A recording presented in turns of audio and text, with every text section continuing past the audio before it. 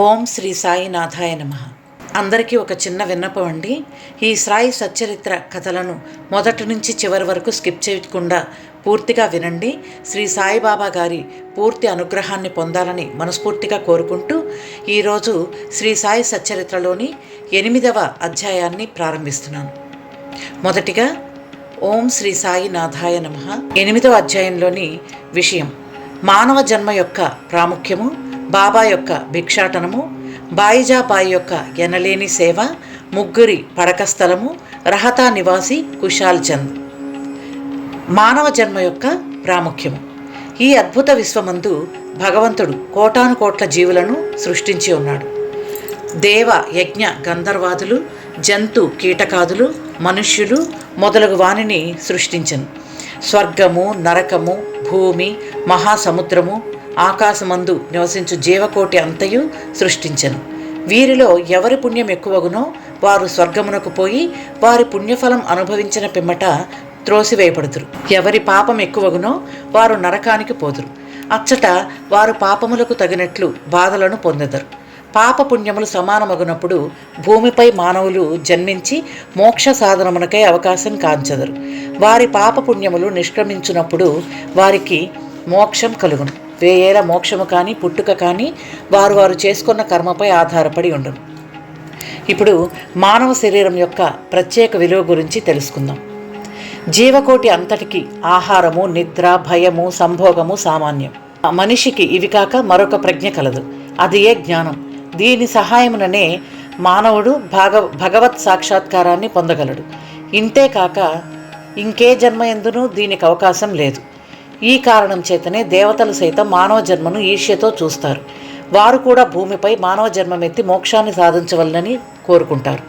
కొంతమంది మానవ జన్మం చాలా నీచమైనదనియు, చీము, రక్తము, మలములతో నిండి ఉండుననియు, తుదకు శిథిలమై రోగానికి మరణానికి కారణమగునని అందరు. కొంతవరకు అది కూడా నిజమే. ఇన్ని లోపాలు ఉన్నప్పటికీ మనిషికి జ్ఞానాన్ని సంపాదించు శక్తి కలదు. శరీరం ఉండటం చేత మానవుడు తన దేహం యొక్క, జగత్తు యొక్క అనిత్యత్వాన్ని గ్రహించి ఇంద్రియ సుఖముల పట్ల విరక్తి పొంది నిత్యానిత్య వివేకంతో కడకు భగవత్ సాక్షాత్కారాన్ని పొందుచున్నారు. శరీరం మలభూయిష్టమైనదని నిరాకరించినచో మోక్షాన్ని సంపాదించే అవకాశాన్ని పోగొట్టుకుంటాం. దేహాన్ని ముద్దుగా పెంచి విషయ సుఖములకు మరగినచో నరకాన్ని అనుభవిస్తాం. ఉచిత మార్గం ఏదంటే దేహాన్ని అశ్రద్ధ చేయకూడదు. దానిని లోలత్వంతో పోషించను కూడదు. తగు జాగ్రత్త మాత్రమే తీసుకోవాలి. గుర్రపు రౌతు తన గమ్యస్థానం చేరే వరకు గుర్రాన్ని ఎంత జాగ్రత్తగా చూసుకుంటారో అంత జాగ్రత్త మాత్రమే తీసుకోవాలి. ఈ శరీరాన్ని మోక్ష సాధన లేక ఆత్మ సాక్షాత్కారం కొరకు వినియోగించాలి. ఇదియే జీవిత పరమావధి ఉండవలను. భగవంతుడు అనేక జీవులను సృష్టించినప్పటికీ అతనికి సంతుష్టి కలగలేదట. ఎందుకంటే భగవంతుని శక్తిని అవేవ్యూ గ్రహించలేకపోయినాయి. అందుచేత భగవంతుడు ప్రత్యేకంగా మానవుణ్ణి సృష్టించారు. వానికి జ్ఞానమనే ప్రత్యేక శక్తినిచ్చారు.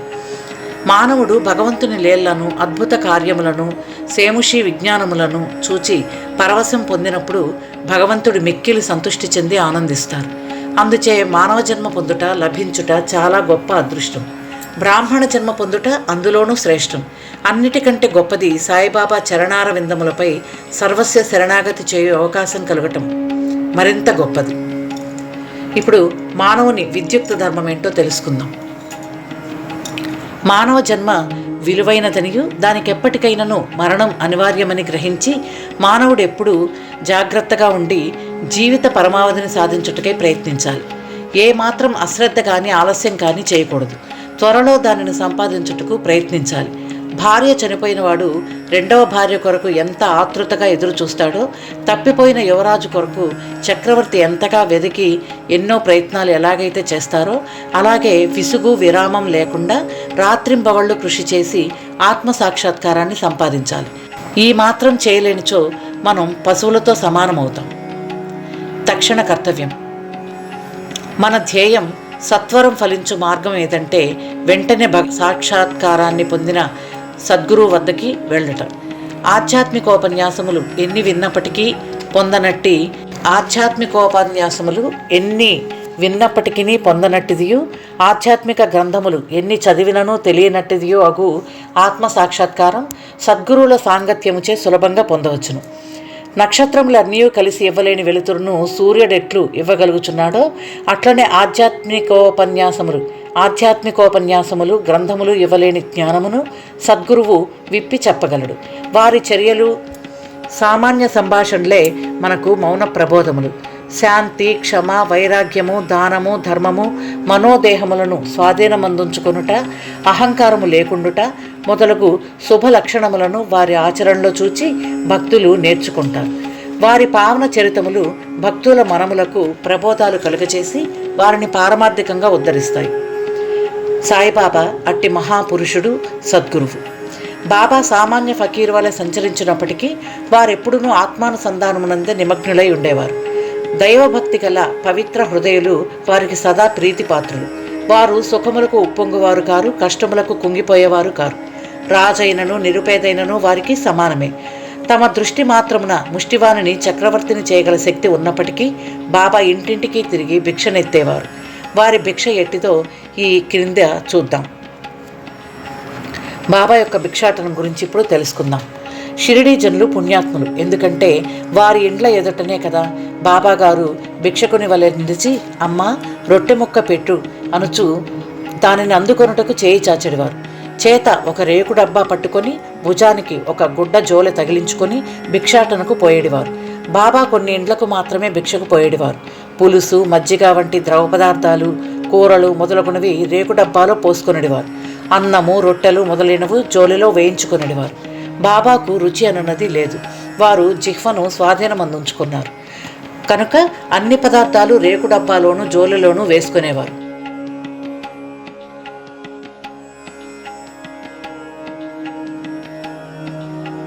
అన్ని పదార్థాలను ఒకేసారి కలిపివేసి భుజించి సంతృష్టి చెందేవారు. పదార్థాల రుచిని పాటించేవారు కారు. వారి నాలుకకు రుచి అనున్నది లేనట్లే కనిపించుచున్నాను. బాబా భిక్షకు ఒక పద్ధతి, కాలనియమం లేకుండాను. ఒక్కొక్క దినము కొన్ని ఇండ్ల వద్ద మాత్రమే భిక్ష చేసేటివారు. ఒక్కొక్కసారి 12 సార్లు కూడా భిక్షకు వెళ్ళేవారు. భిక్షలో దొరికిన పదార్థాలన్నింటినీ ఒక మట్టి పాత్రలో వేసేవారు. దానిని కుక్కలు, పిల్లులు, కాకులు విచ్చలవిడిగా తినుచుండేవి. వాటిని తరిమేవారు కారు. మసీదు తుడిచి శుభ్రము చేయు స్త్రీ 10-12 రొట్టె ముక్కలను నిరాటంకంగా తీసుకొనిచుండేది. కుక్కలను, పిల్లులను కూడా కలలో సైతం అడ్డు పెట్టేవారు కారు. ఆకలితో ఉన్న పేదల ఆహారమునకు అడ్డు చెప్పుదురా, ఫకీరు పదవియే నిజమైన మహారాజా పదవి అని, అదే శాశ్వతమని, మామూలు సిరి సంపదలు క్షణభంగురాలని బాబా అనుచుండేవారు. ఆ పావన చరిత్ర జీవితం వంటి జీవితమే కదా మిగుల ధన్యమైనది. మొదట షిరిడీ ప్రజలు బాబాను ఒక పిచ్చి ఫకీరని భావించి అటులని పిలిచెడివారు. భోజనోపాధికై రొట్టె ముక్కలకై గ్రామంలో భిక్షనెత్తి పొట్ట పోసుకొనడు పేద ఫకీరన్న ఎవరికి గౌరవం ఏమి ఉండును. కానీ ఈ ఫకీరు పరమ విశాల హృదయుడు, ఉదారుడు, ధనాపేక్ష లేసమాత్రము లేని నిరాసక్తుడు. బాహ్య దృష్టికి వారు చంచలునిగాను స్థిరత్వం లేనివారుగాను కనిపించినను వారిలోన స్థిరచిత్తులు. వారి చర్యలు అంతుపట్టలేనివి. ఆ కుగ్రామంలో కూడా బాబాను ఒక గొప్ప మహాత్మునిగా గుర్తించి సేవించిన ధన్యజీవులు కొద్దిమంది కలరు. అట్టి వారిలో ఒకరి వృత్తాంతం ఇప్పుడు తెలుసుకుందాం. బాయిజాబాయి యొక్క ఎనలేని సేవ. తాత్యా కోతే పాటిల్ తల్లి పేరు బాయిజాబాయి. ఆమె ప్రతిరోజు మధ్యాహ్నం తలపై ఒక గంపలో రొట్టె, కూర పెట్టుకొని సమీపమునున్న చిట్టడవిలో ముళ్ళు పొదలు లెక్క చేయకుండా క్రోసుల కొద్దీ దూరం నడిచి ఆత్మధ్యానంలో నిశ్చలంగా ఎక్కడో కూర్చుని ఉన్న బాబాను వెదకి పట్టుకొని భోజనం పెట్టుచుండేది. బాబాకు సాష్టాంగ నమస్కారం చేసి వారి ఎదుట విస్తరొకటి వేసి తాను తెచ్చిన రొట్టె, కూర మొదలగు భోజన పదార్థాలన్నింటినీ వడ్డించి కొసరి వాటిని బాబాచే తినిపించుచున్నాను. ఆమె భక్తి విశ్వాసములు అద్భుతమైనవి. ఎనలేని ఆమె సేవను బాబా చివరి వరకు మరువలేదు. ఆమె సేవకు తగినట్లు ఆమె పుత్రుడగు తాత్యా పాటిల్ను ఎంతో ఆదరించి ఉద్ధరించెను. ఆ తల్లి కొడుకులకు బాబా సాక్షాత్ భగవంతుడనే విశ్వాసముండెను. కొన్ని సంవత్సరముల తదుపరి బాబా అడవులకు పోవటం మాని మసీదులోనే కూర్చుండి భోజనం చేయసాగిరి. అప్పటి నుంచి పొలంలో తిరిగి బాబాను వెతికి పట్టుకొను శ్రమ బాయిజాబాయికి తప్పినది. ఇప్పుడు ముగ్గురి పడక స్థలం గురించి తెలుసుకుందాం. ఎవరి హృదయమందు సదా వాసుదేవుడు వసించుచున్నటం అట్టి మహాత్ములు ధన్యులు. అట్టి మహాత్ముల సాంగత్యం లభించిన భక్తులు గొప్ప అదృష్టవంతులు. తాత్యా కోతే పాటిల్, మహల్సాపతి ఇద్దరు అట్టి అదృష్టశాలురు. బాబా వారిరువురిని సమానంగా ప్రేమించేవారు. బాబా వారిరువురితో కలిసి మసీదులో తమ తలలను తూర్పు, పడమర, ఉత్తరముల వైపు చేసి మధ్యలో ఒకరి కాళ్ళు ఒకరికి తగులునట్లు పండుకొనేవారు. పక్కలు పరుచుకొని వానిపై చతికిలపడి సగం రేయి వరకు ఏవేవో సంగతులు ముచ్చటించుకొనేవారు. అందులో ఎవరికైనా నిద్ర వచ్చుచున్నట్లు కనిపించినా తక్కిన వారు వారిని మేల్కొల్పుచుండిరి. తాత్య పండుకొని గుర్రు పెట్టినచో బాబా వారిని అటు ఇటు ఊపి వాని శిరస్సును గట్టిగా నొక్కుచుండెను. బాబా ఒక్కొక్కసారి మహల్సాపతిని అక్కున చేర్చుకొని అతని కాళ్ళు నొక్కి వీపు తోమిడివారు. ఈ విధంగా 14 సంవత్సరములు తాత్య తన తల్లిదండ్రులను విడిచి బాబాపై ప్రేమతో మసీదులోనే పండుకునేను. అవి మరపురాని మధుర దినములు. బాబా ప్రేమానురాగములు కొలువరానివి. వారి అనుగ్రహం ఇంత అని చెప్పుటకు వీలు కానిది. తండ్రి మరణించిన పిమ్మట తాత్య గృహ బాధ్యతలు స్వీకరించి ఇంటిలోనే నిద్రించుటకు ప్రారంభించాను. ఇప్పుడు రహతా నివాసి కుశాల్ చంద్ గురించి తెలుసుకుందాం. షిరిడీలో గణపతిరావు కోతే పాటిల్ను బాబా ఎంత ప్రేమాభిమానాలతో చూచిడివారో అంతటి ప్రేమ ఆధారములతోనే రహతా నివాసియకు చంద్రపాను సేట్ మార్వాడీని చూచుచుండిరి.